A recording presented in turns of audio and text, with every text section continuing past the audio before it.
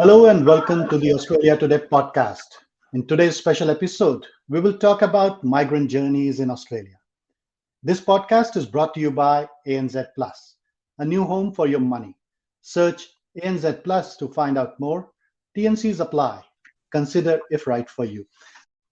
Our special guest speakers in today's migrant journeys are Dr. Jasveer Kaur, award-winning academic at La Trobe University and expert on migrant employability, Krunal Nayak, pharmaceutical engineer and migrant social media influencer, and Vishal Monga, lawyer who also runs a migrant support organization. Welcome to the Australia Today special podcast. Thank you for the invite. Thank you. Now, before we begin, there is this initial question that is in my mind, and that's with every migrant journey that I ask. What were your initial thoughts when you were moving to Australia? So let's start with Jasveer. Um, I'm an outlier. I came here to do my master's and a PhD. So during my PhD journey, fortunately, you will say I got married to someone who is wonderful, who was a PR of Australia. So I followed him after I finished my PhD and I stayed on. How about you, Vishal? So I had a journalist background and I had done my law in India. I had a secure job. I got my permanent residency and my wife wanted to move in. I never wanted to come. Eventually, when my family decided that Australia is our home now, then I really came to Australia. When I reached here, it was totally a different world for me. I had a stable life in India, but in Australia, it was my all education, my all experience was nil. So, what I had to do basically was to find a job. It was a very tough journey for me in the starting period. How about you, Krunal? Was it tough for you or was it a bit easy like Jasveer? No, for me it was little easier.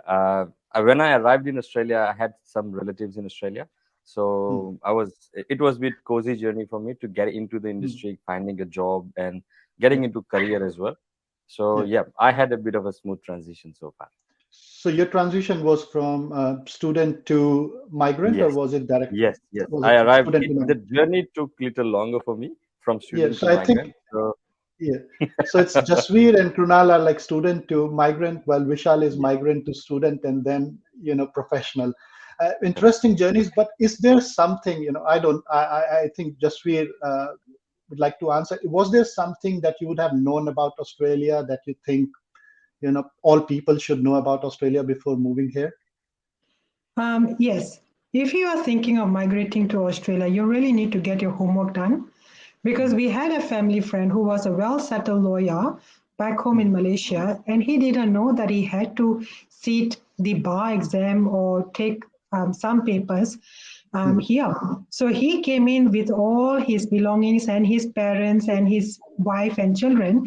When he mm, came here, then he got to know, oh my God, I can't practice law here. Mm. So then, after about 1 year or so, he moved mm, back home in Malaysia and he's doing very well there. So I would yeah, say, in summing up, that you really need to do your homework before mm, coming to Australia. See where you want to land up. Ask your network. I think that's very important.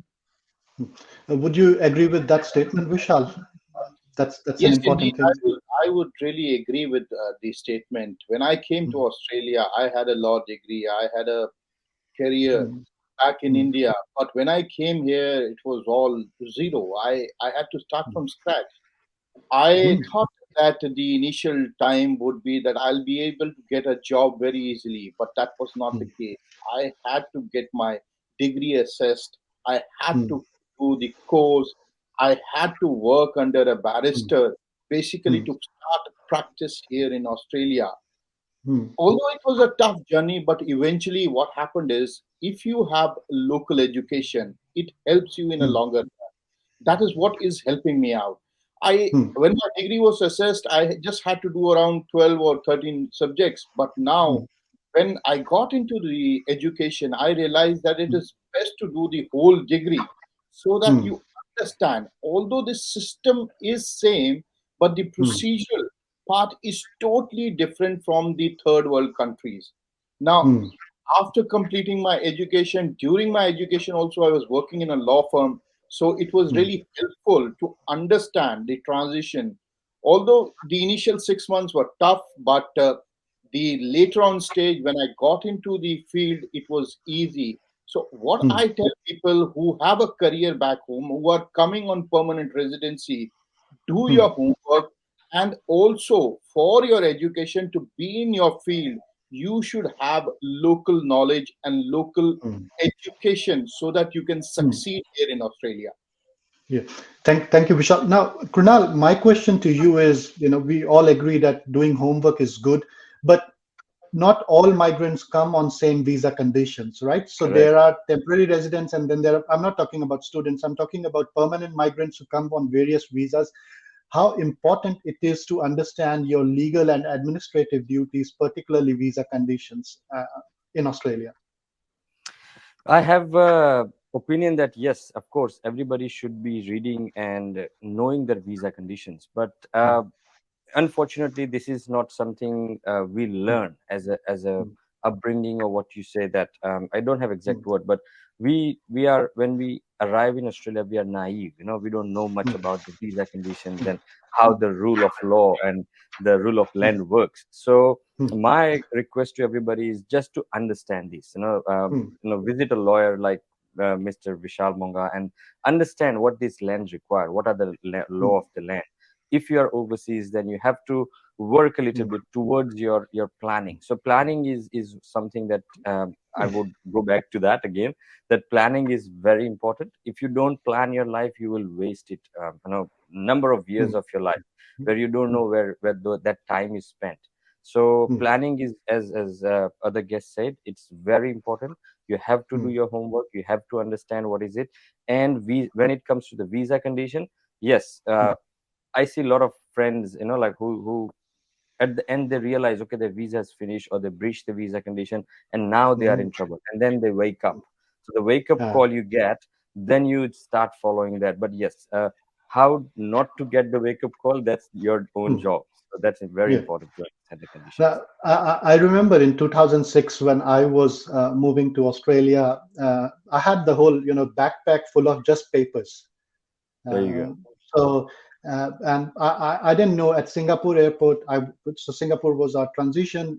We were stopped. There was someone from the Australian, authorities. He asked me for one paper, and I started showing him all the papers, and he started laughing. You are well prepared, aren't you? Uh, so I have asked this question to many people that has happened to you. It was not a random, but 2006 was a different phase, right? It was all paper based, Yeah. stamped visas and everything. Now it's everything is electronic. They just recognize you. They can access your things. Uh, but once you arrive here, people don't understand that there are a lot of things that they need to do. Right? Open a bank account, TFN, ABN, ACN, if you're setting up business. Now, just you work in migrant employability. Do you see this happening with a lot of migrants who just start working and they have no idea what ABN, ACN is, and they need separate bankings for their business account and their personal accounts? And what would you advise these people? Again, based on my research, we didn't talk about their living experience here. We Yeah, basically talk about their employment related experiences. yeah, So I wouldn't know what is going on in their personal lives. But mm, as I have mentioned, mm, you need to know why are you coming here, mm, what you need to do, how mm, are you going to go next, who are mm, you going to meet. All mm. of that needs to be done before you can even step your foot Yeah, on Australian soil. Because like what the other panelists have said, you're going to mm, waste whole your number of years, your yeah, life here, figuring out, trying to do this, trying to do that. mm, But you could have done that homework before coming to mm, Australia. If I take my own experience, luckily I was a student. So during mm, student days, I was helped in doing a TFN, in mm, understanding the employment law. So in mm, that perspective, I was lucky in that mm. perspective. Yeah.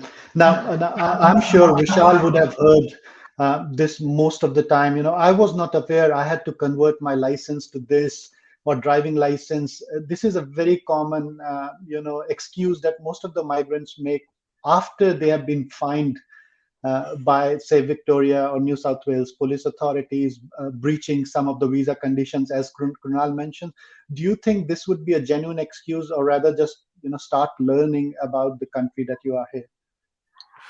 So ignorance of law is no defense. If you do not know the law, that is your problem. You cannot cite it as a defense either before the authorities or the court. You have to learn the law of the land. Now, if you don't know that your license had to be converted, it is your problem and you have to bear the consequences. You cannot go and tell the officer that I was ignorant of the law. That is no defense at all. Now, I have come across a lot of students who are here.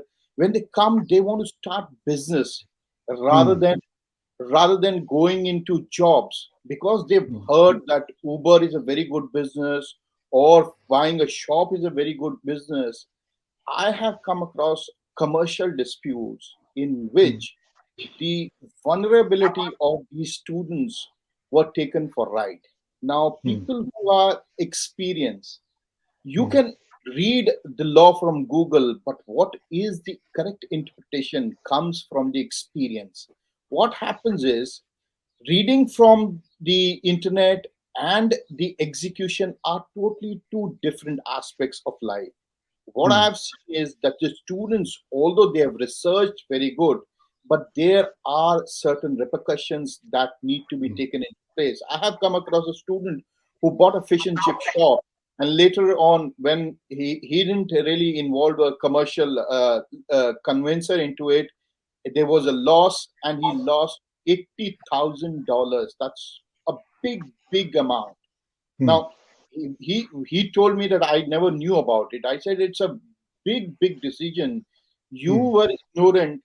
That doesn't mean that the other party cannot take advantage of it. See, there are a lot of litigations going on, not only criminal, but what is happening is a lot of Indians are coming up and they're buying businesses without doing proper research. They're getting into businesses without doing proper research. I have seen a case where a small business was involved in the fair work, and that business had to really shut down because they were not aware how to pay to the employees. They really did not have the software to pay to the employees. So there are a lot of things that need to be learned over a period of time. You need to have local experience to really get into the Australian market. Yeah. Krunal, can you just sum up 3 to 5 things that new migrants need to do when they arrive in Australia? Like, when you talk about migrant journeys as a social media influencer, and we have all been here for, more than 10 to 15 years, what are 3 to 5 things that migrants immediately need to do? Say in terms of TFN, banking, licensing. So yeah, firstly, I want to say that we as a country, as Australia as a country for migrants, they should create a checklist for at least 10 things. That okay, as you are new migrant, new student, then you should do these 10 things. Actually, the problem is we don't know. And as a new migrant, when you are very new in Australia, in a new country, new place, new land, then as an individual, if you're 20-year-old, you don't know anything, like you don't have a knowledge. So there should be a checklist. Like, let's say when you land at the airport, you have that yellow passenger card. So there should be a checklist like that should be handed over. Okay, do these, 10 things first when you go out the airport. If you are first arrival in Australia, then yes, open your bank account, buy tickets in the bus. This is, if you're in Melbourne, this is Mikey. This is, if you're in NSW, this is Opal card. This is the bank details, few banks here, big four or whatever.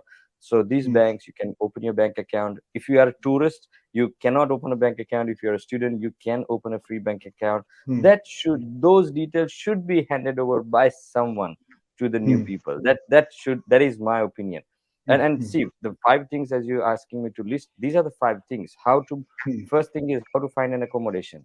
Second thing is how to open your bank account, how to safeguard your money, how to safeguard your belongings. If something happens to you, how to contact the police, how to contact the emergency services. These are the first 5 things I would do. But there is no checklist. So I urge you to put something on the Australia Today website, at least permanently there. If you're a new migrant, just do 10 Yeah. things. These are the first 10 things you should.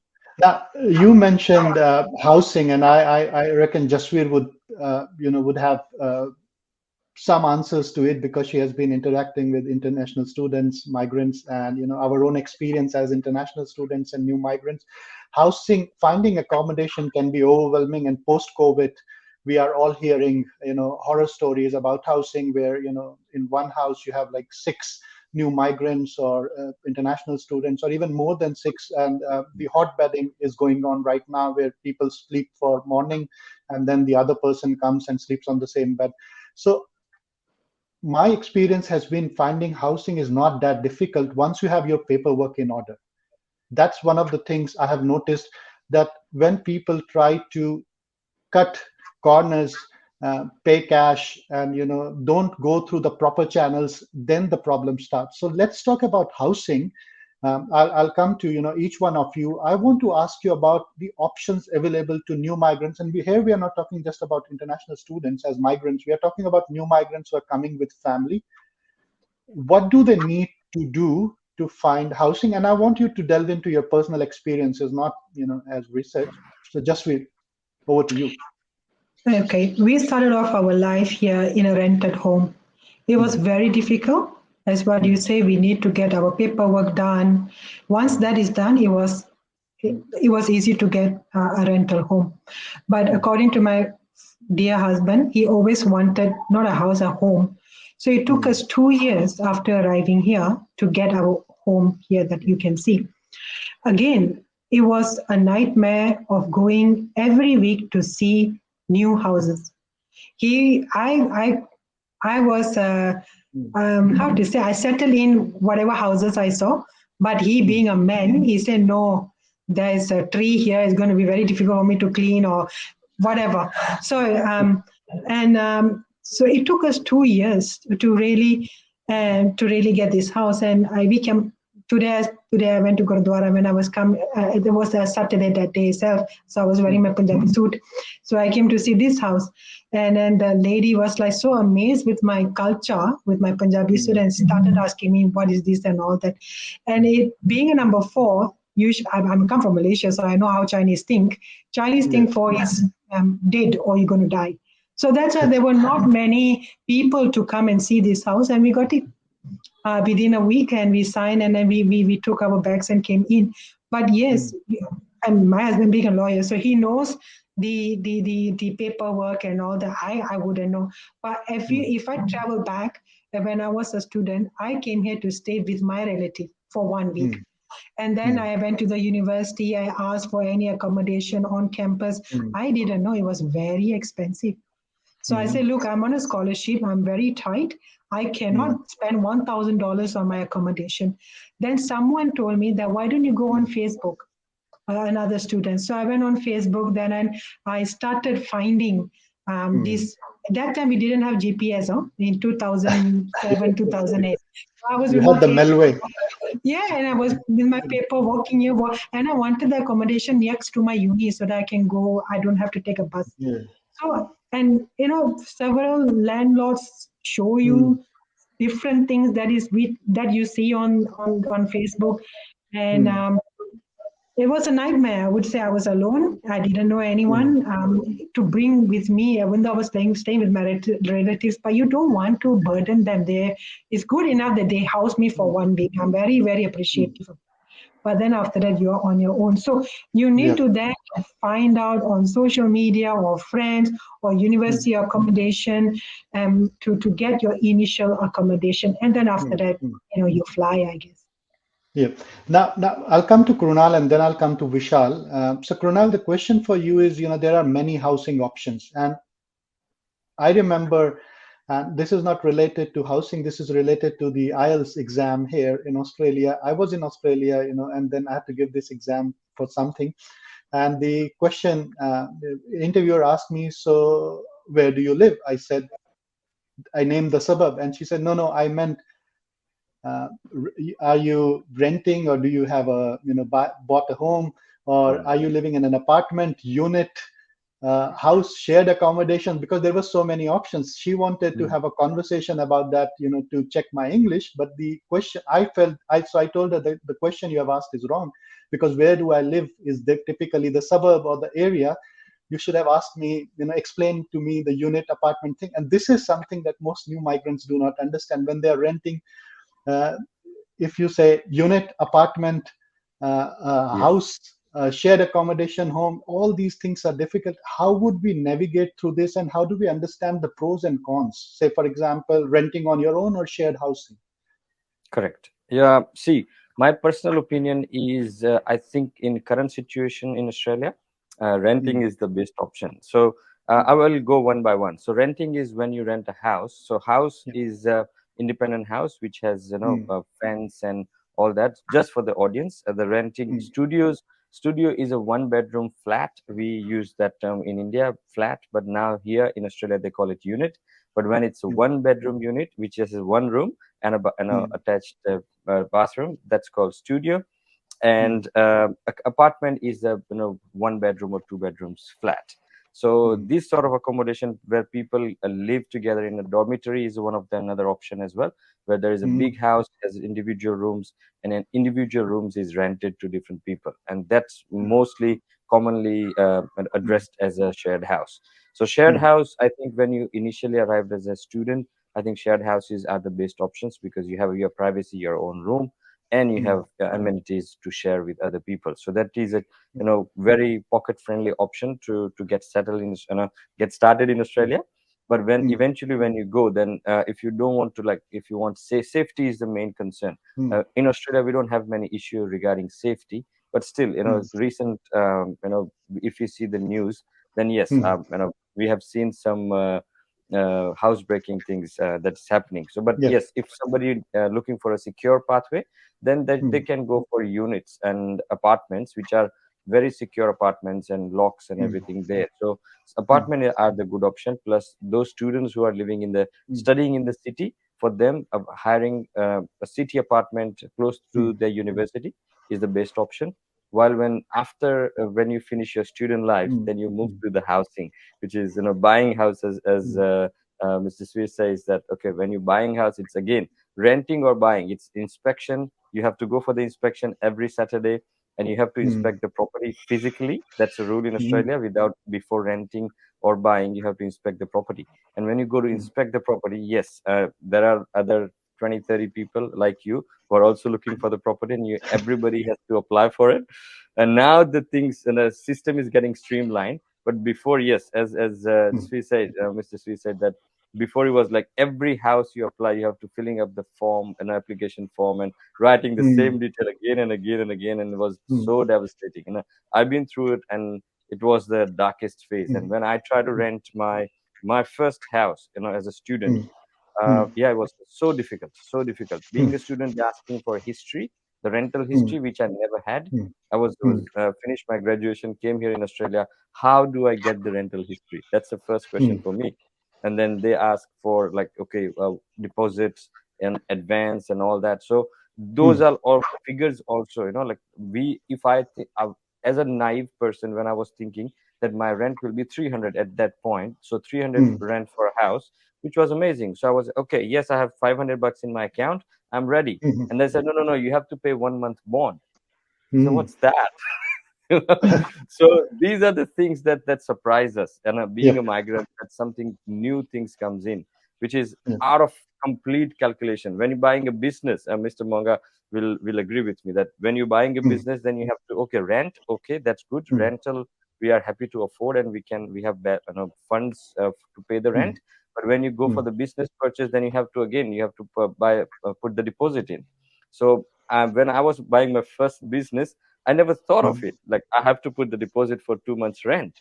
And these are the things that is, new things that come up as a migrant comes in a road, and that's maybe sometimes it's an obstacle. But yes, enough mm. research and enough workout towards that, Yep. that gives a very, very clear pathway to you. So yes, Yep. everybody should at least get some advice from someone. Now, Vishal, just in brief, how important it is to understand the tenancy agreements and rights before Mm. jumping into the tenancy agreements. It's very important. It's very, very important. You, while signing a contract, I've seen a lot of people, they say that I signed the contract, but I did not look at the conditions. You cannot take this defense, even if it is 100 pages long. You have to read it. You have to understand the operative part at least. You cannot say that my agent gave me this contract and I signed it, and I cannot now, I didn't know where I was signing. This is no excuse here in Australia. You might say that hey, it was a fraud that was done to me, but it is very difficult to prove in the court of law. While signing a document, you should always read, and same is the case with the tenancy. Now, I have seen a lot of people fighting over bonds. What happens is when they really take a house and when they're vacating the house owners do not really want to return the bond. In that case, they go to PCAT, really spend a lot of money on lawyers and everything. I tell them the best way is when you enter the premises, take pictures of the premises, share it with the owner, and also share all the information which you think could be a matter of dispute. Now, the bond I have seen when I came in, I'll tell you my experience. I came as a permanent resident. I got my card, and when I was trying to rent it, he said I'll take cash. Now I asked the Centrelink people that I wanted to pay cash. He said that once you want to pay cash, we will not give you rent assistance. So for a permanent resident, they give you rent assistance. I had no knowledge. I said that what should I do? He said that even if you're paying more, it is best to get rent assistance from the Australian government.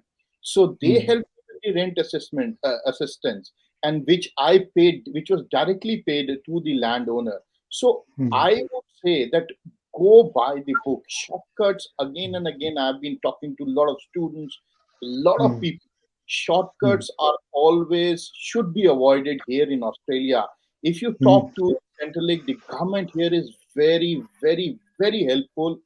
During my whole journey, what I can tell you is, although it was tough for finding job, but the whole system was so supportive.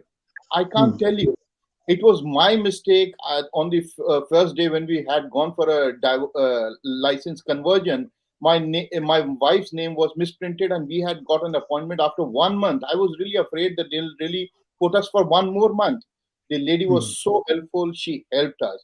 So the government of the day, the Australian government, is really helpful. That is what I can tell the permanent residents who are coming here in Australia. Even for the students, if you really go to the uni and really go in for the starting period, then they will tell you everything.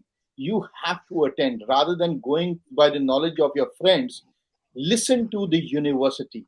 The university is the right source. They will tell you what is right and what is wrong. Okay, that's amazing. Now we know the legalities. We have a house. Let's find employment, right? So finding a job in Australia can be easy for some. It's really hard for some other people, especially the new migrants who come here. We have talked about people, our friends, families who were well settled. Some couldn't find the job. So how important it is crafting a resume that stands out going to ace the interview as well, and understanding the Australian workplace culture that most companies want people to have. So just brief tips from each one of you on interviews, resume designings, and how to find jobs in Australia. Just you go ahead. This is based on my research on highly skilled migrant women. So they come here on PR, they come here on talent visa, something like that. Okay. So what they propose is to have a mentor, where the mentor can guide you in curating your CV. That is very important, so that you can land a job. Once you land a job, then you know the Australian workplace culture. Otherwise, you wouldn't know how to talk to Australians, what to talk to Australians, what you can communicate on. Sometimes you don't get their joke, they don't get your jokes as well. So what they recommend that all of them, 30 of them, when I interviewed them, get a mentor. One of them got a mentor while being in Pakistan. She is a prolific professor back in Pakistan. So she got a mentor before coming here, and then the mentor taught her how to do curate CV for Australian labor market, not some other labor market. And then after that, she got her subsequent job. How about you, Krunal? So what's the things that people, new migrants, can look for? Are there agencies to help them in Yes, their yes, field? One of the things people need to realize is, they have different recruiters for different industries. yes, So yes. how to So navigate that? my view on that is quite different than Mr. Sweer, because depends what you're looking for. So there are two type Mm, of audience. So two type of people who are, one is who's lecturer or professor or that type of high end career, who are looking for mm, high end career, and there are some people like me who are not that, mm, very superior in their career, and they mm, just go with the flow. So someone who wants a barista job, someone who wants a mm, bartending job, and someone who wants a warehouse job. So for mm, them, I would say yes, there are agencies. You have to enroll yourself with the agency. mm, When you go to agency, they have employers already tied up with them who needs mm, employees, and the mm, agency can place you there. So those mm, who are not super skilled people, who does not mm, have much exposure like me, when I came here, mm, no exposure. I never worked back in India. So that's why when you come here, you have to get started mm, from somewhere. And when I mm, just started getting into the industry, then yes, mm, I was a pharmacist back home, but when I have to get in, I can't get a pharmacist license initially. So I mm, have to get mm, into some role where I have to start my career. So then, yes, the guidance from the agency, what I've got is prepare a resume that what your skills are, what you can do, even without having any experience. What are your expertise? mm, What volunteer work you have done? So put those things up for the first job. First job mm, is very important to build your career when you don't have any career history. So put and mentorship, yes, it is very important. Get a mentor who can guide you to go to right agency, right people, mm, right places to apply for it. But yes, agency professional help plays a very important role to get a first job in Australia. So definitely, everybody, I urge you to get some professional help. Then to raise your career, to get lift and progress through the job journey in Australia. Okay. So before I move on to my next question, I'll just like to remind our audience that this podcast is brought to you by ANZ Plus, a new home for your money. Search ANZ Plus to find out more. TNCs apply. Consider if right for you. Now, uh, Krunal mentioned a really good thing about the employment, and I'll come to Vishal with this question because you were a migrant and you had to study here. So when we talk about many new migrants who come to Australia with various levels of education and qualifications, as is your case, Vishal, can you explain the Australian education system and how can they navigate options for further education? You decided to do law again. What motivated you? And say, let's in terms of skill enhancement or maybe just getting foreign education or qualifications recognized. What's the process and what are your tips? So I'll tell you very frankly, my experience has been totally different. When I came in, I got registered with the Centrelink. The Mm, Centrelink really put me off with a lot of employment agencies. So mm, they were really helpful in that way.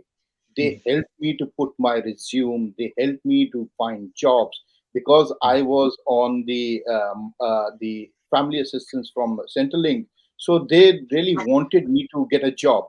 Eventually, mm, I realized that the jobs which were being offered were totally out of my profile. So one of the person in the employment agency told me that why don't you really do further studies? Your degrees could be assessed here in Australia, and that was something very new to me. So mm, I had he told me that go to people who are working in your field, ask them. When I started, I never, for me, a lawyer was a very big thing here in Australia. I didn't know anyone. So what I did was I went to the office of Victoria Legal Service Board in the mm, city. They helped mm, me. They told me, get your degrees done. We'll reassess you, and then we'll tell you what subjects you need to do. So for Indian degrees, what I can tell you, any person who is coming with Indian education, he can get his degree assessed. Once that degree is assessed, you need to do whatever the short term course or subjects or experience or whatever the criteria is. Then you can really compete with the Australian people who are really born here and studied here. Then the second interesting part is the experience part. So, although the education gives you the bookish knowledge, the experience is the most important thing that you need to gain over a period of time. I worked for free in a law firm when I started my career. So I was there for around 6 to 8 months. Although he was very nice person, but he helped me with the local experience. If I did not have that local experience, maybe I would have not been sitting here. So I would suggest person who are coming from India who have done education in India get their degrees assessed, try to find work in the same field. Even if you want to work for free for basically some period of time, it's not a bad thing. You will eventually end up in that same field. I have seen a lot of IT people, what they do is they start doing odd jobs. See, making money in Australia is not difficult. Once you start doing Uber, I have seen a lot of people, they can't get out of Uber. Uber Yes. is very big money. They have a very comfortable lifestyle. But Yeah. even if you want to work in your field, you should really work somewhere, have the local experience, get your degree assessed, and eventually, I'll tell you, success will land with you. Thank- Now, Jasveer, you mentioned about the cultural experiences. New migrants often face cultural shock. Was there anything, some of the cultural difference that you have noticed because you have been from Malaysia, and and how do you recommend adjusting to them, especially to the new migrants? The first party I went for, they say bring your own plate. I Yes. literally brought my own plate. No, what is this? I didn't know that you have to bring things from like food. So then my husband laughed like what you all laughed at me. So the next party he cut fruits for me and then okay, just we'll take this along. This is bring your own plate. I say okay. And then whenever I start my class, I will Hmm. always talk about my culture. Being a Punjabi Sikh, I always will talk about Malaysia. In Malaysia, we use la means nothing. So I will always introduce my culture to them so that they get a taste of what other cultures are all about. Yeah. Probably they Yeah. don't talk with their friends, but I do provide that free culture talk for the few minutes to them. And I think that's where we get the right footing Hmm. when you educate the younger generation. Other than that, I didn't have any culture shock except bringing your own plate. Hmm. And yeah, Uh, sometimes I don't understand their jokes, so I'm like, no. And I'm very free by saying that I really don't get what you say. But if you can make me understand a bit, tell me what the joke is all about, I might have a laugh. Otherwise, no. if yeah, if I just add, the biggest cultural difference on my side was when someone asked me at the uni, after the party ended, so how are you going? So I just met this person, someone introduced, and I said by car, and she said, no, no, I meant, how are you doing in life at the stage? I said, oh, so you should have asked me about, how am I doing? How are you going is a totally different English connotation, and therefore by car.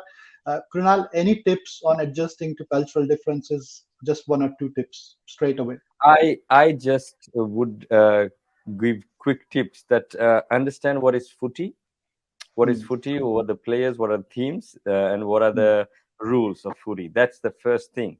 And Yeah. second one, yeah, outside culture, going to with friends, Australian friends, or even like in from your culture, going out with them for a Hmm. coffee, tea, or a Hmm. beer. That should be okay.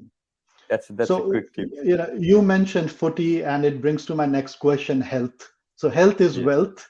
And in the new country like Australia, understanding the healthcare system and prioritizing your well being, both physical and mental being, is really essential. We're not just talking about cost of medication and cost of, dental or anything, but it can increase the cost. And if you take care of yourself, so if we delve into the Australian healthcare system, the significance of health insurance, would you recommend, new migrants usually have Medicare, but would you recommend health insurance, or keeping something, maybe mental, dental extras? How important are those, Vishal? See, they're very important, very important. Uh, One should always have health insurance. That is very important. But I'll tell you, I have seen a lot of cases where mental health becomes a very, very big issue in the Hmm. first few months when a person really comes to Australia. Hmm. They're young. They in back in their country, they know a lot of people. The socialization is very, very huge. But here, you are all alone in this big, big world. Hmm. I have seen students who didn't have anyone to speak to for weeks because they were so mentally exhausted out because of the university. They stressed to really earn money, stressed to go in Hmm. for fees, stressed Hmm. to really find a house. Mental issues are very, Hmm. very big problems for Hmm. students and for Hmm. permanent residents when they come to Australia. Hmm. When I came in the month of December. It was all very good during the Christmas, but once the period started for January, it was Hmm. exhausted, and I had no one to talk about. I was just talking to my wife and my kids. We had no one to talk to. We didn't know anyone. Eventually, when I went to the uni was a big, big cultural shock for me. The first month I couldn't understand what they were teaching because Hmm. their pattern is totally different from what we've learned in India. In Hmm. India, we had to really learn everything, really had to keep everything in mind, and then you go to the papers. Here, it was all assignment based, and we were not able to really understand how the system works. So, my issue is for a young person who's coming here, you have to be mentally strong. And I'll tell you, it is not your journey alone. There have been thousands and thousands, millions of people who have come before you and survived. So Hmm. never give up in the initial 6 months period. If you really cross the 6 months, there's no going back here in Australia. Hmm. When I first came to Australia, a professor of mine said, "You can't sit on the fence in Australia. There is so much to look around. You can't just go to the uni, come back, or go to office, come home. Saturdays, Sundays, evenings, mornings. You have to take out some times. Uh, Information about your mental and health being is available throughout the websites. You have the Victorian governments, all the local state governments, federal government websites. You can go to the parks. Most of the reserves parks are free in Australia. You follow the rules. Krunal, any tips on accessing informations when you meet a lot of migrants? And I've seen you active in on the Facebook groups as well. Any Yeah. particular tip where to actually look for information? See, I being a social media influencer, I would say that social media is the best resource these days. But it Hmm. depends on you. Like, can you identify what is the right content for you? So Hmm. if you are focusing on the right content, and if you're Hmm. being friends with the right people or joining right groups, there are Hmm. amazing groups on Facebook which I've been part of, and some activities on LinkedIn, and some activities on YouTube as well. So these are the Hmm. platforms that you can get. It's a wealth of knowledge.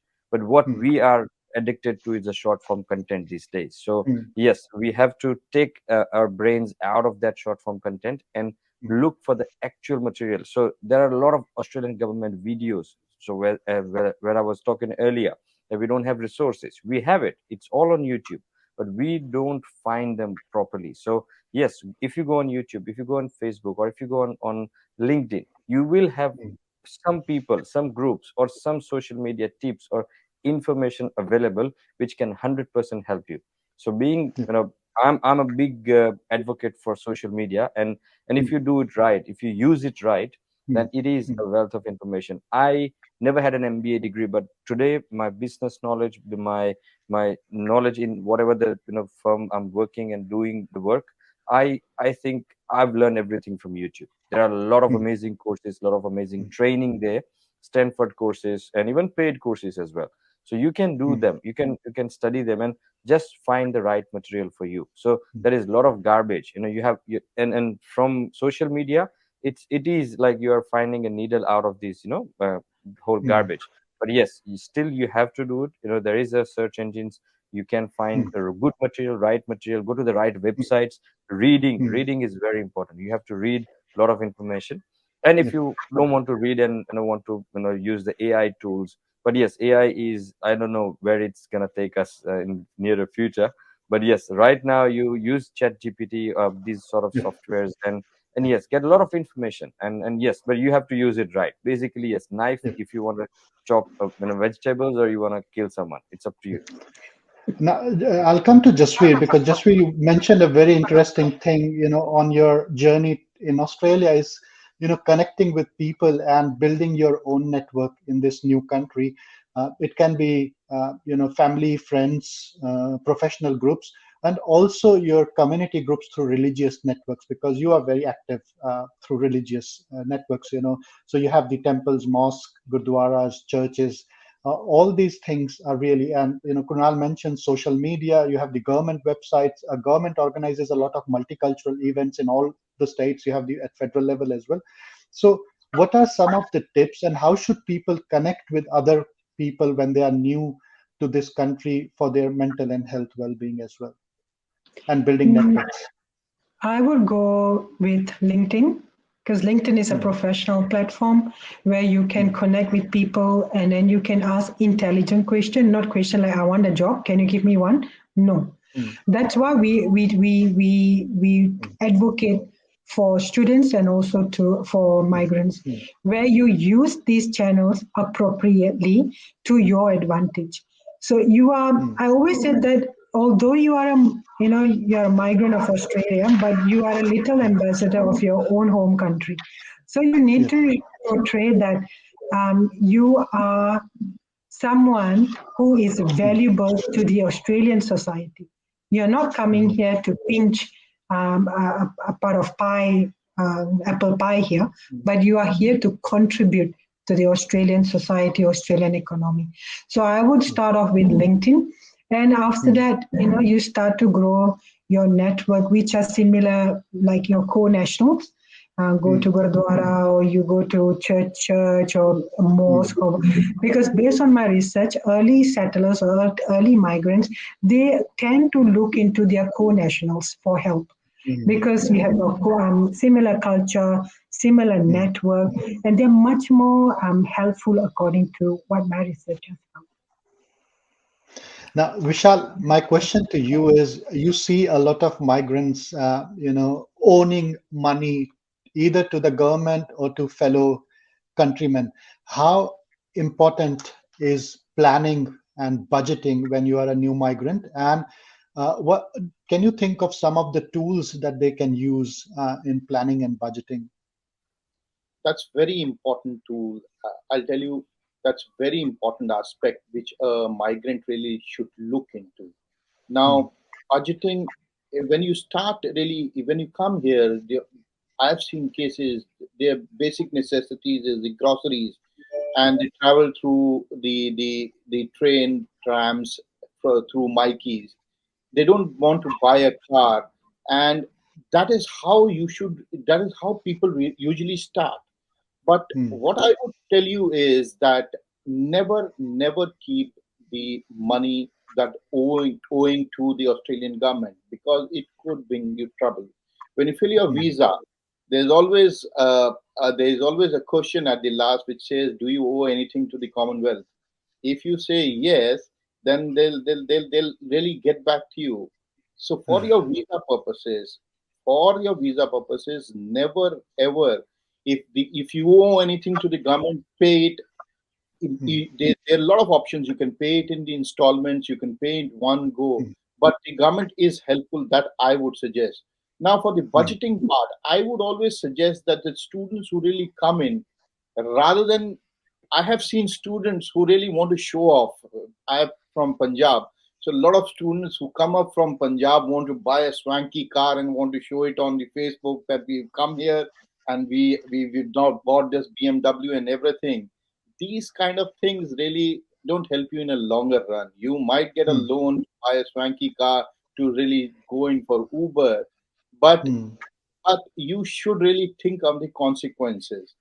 I have come across a student who bought a BMW just landing here because of the help of a money lender, the lending. He was able to get a BMW for himself. Once he could not pay the installments, he was in trouble. Then we mm, really had to intervene, try to help him out. So I told him, what was the use? You could have really gone in for an economical car if you wanted to drive Uber. Why this mm, mm, swanky car? So he said that I wanted to show everyone back in India that this is how the big lifestyle I'm really living here in Australia. So these mm, kind of things, which I would suggest is should be avoided, and people really should. The students who have come here, there's no need to tell people that you've earned a lot of dollars. There's a lot of songs, dollar bought and he bought, and the perception mm, back in India is that anyone who lands here really start plucking dollars. That's not the yeah, case. The life is very mm, hard. The life is mm. very hard, and I've seen Punjabis really, Yep. really flaunt these kind of things and end up in a lot of trouble. Now, well, I just want to share one of the things. In 2006, I met a student who was now a new migrant. He said he shared one thing with me that he wanted to have a lunch. He was just started his job, and he said he spent 2 hours looking for 5 cents in his sofa because that 5 cent would have created the $2 and he could have gone and eaten the burger that he wanted for lunch and then go to work. So I said, you spent 2 hours just looking for 5 cents? He said, yes. And he says, you know what I do now? I'm a banker. I know the importance of planning, budgeting. That 5 cent would have made me miss my lunch. And I'm not making this up, actual thing. I was kind of shocked with this, but just where you teach business and from your experience, do you think personalizing budget for new migrants, especially if you have a young family, is it important? Because there are lots of things that we need to take care of here, and we are, new migrants are mostly left alone most of the time. You have the government support, you have the community support, but you have to think about your personalized budget as well. I still do it till today. Excel. Use Excel and see what money comes out, how much you spend on your grocery, how much you spend on your kids, how much you spend on going out for food and all that. I use Excel. My sister uses Excel, that I know. I just use my mental calculation that Mm, this is what I'm going to spend. This is what I'm going to save. This is what it is. Of course, you can't be so tight until you can't even drink. For example, juice booze outside because you love it.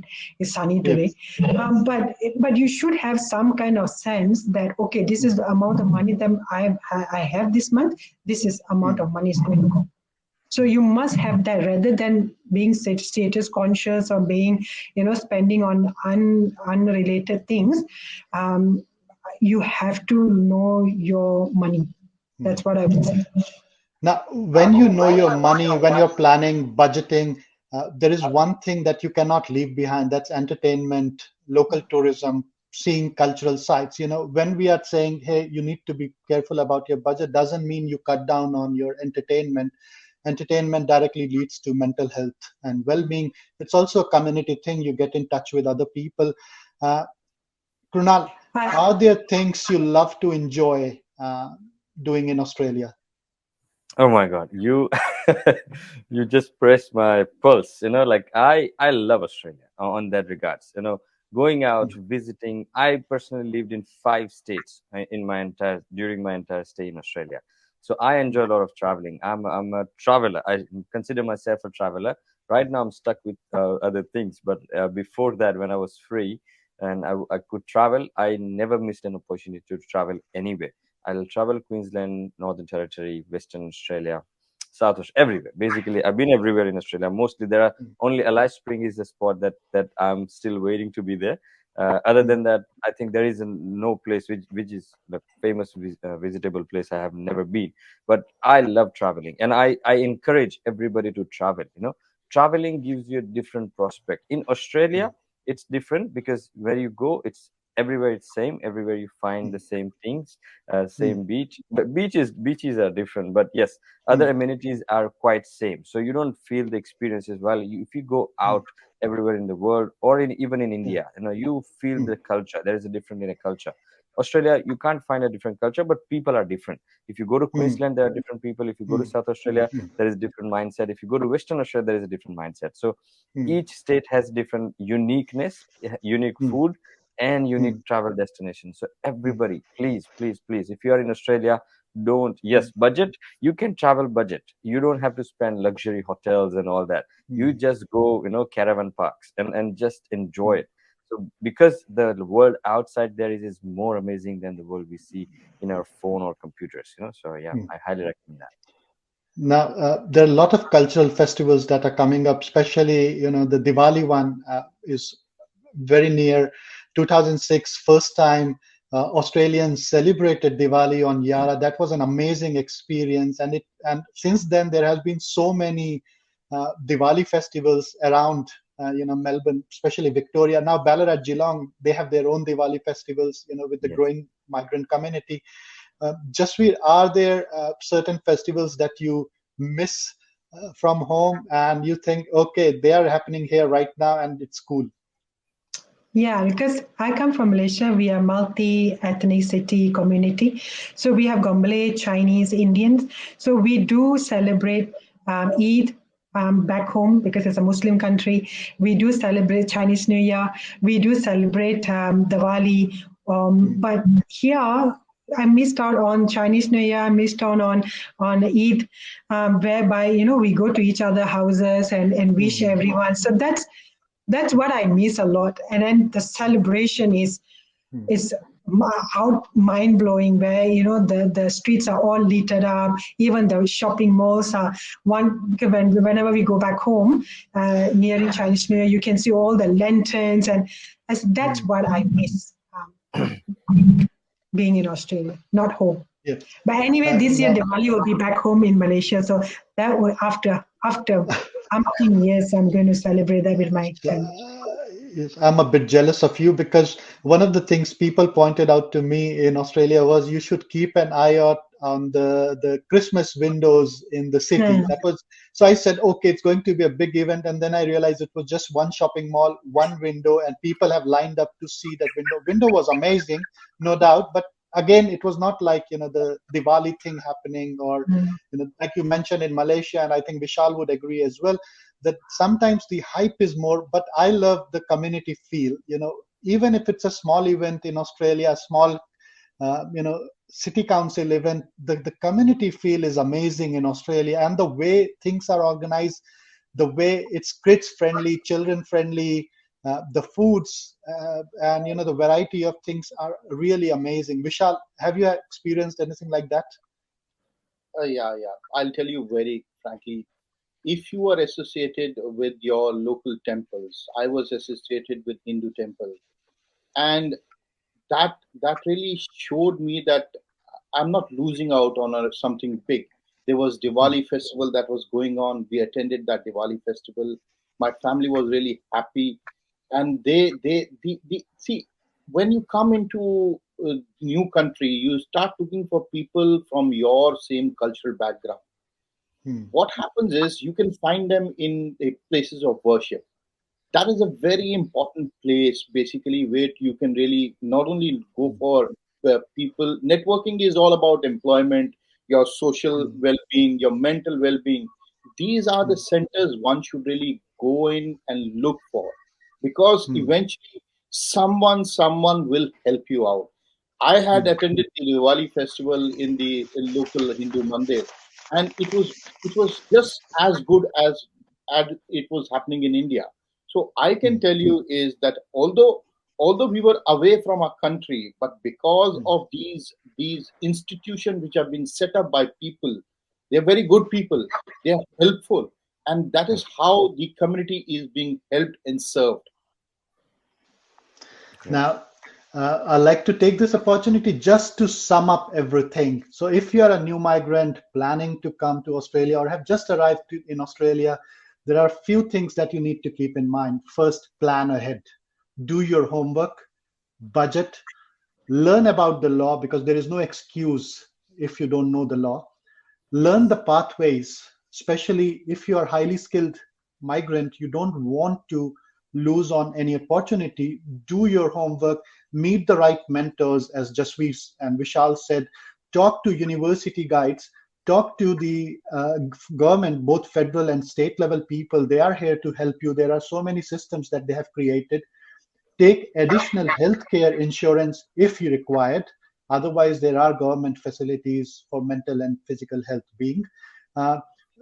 When you're doing budgeting, don't shy away from putting some extra money out for your local tourism, your entertainment, because cultural insights are connecting you to the local community, not just the community that you are from, but also to a wider Australian community. Almost 200 ethnicities call Australia their home now, apart from the indigenous Australians. So you must think about enjoying your stay in Australia, your movement from your student to permanent residency to your citizenship.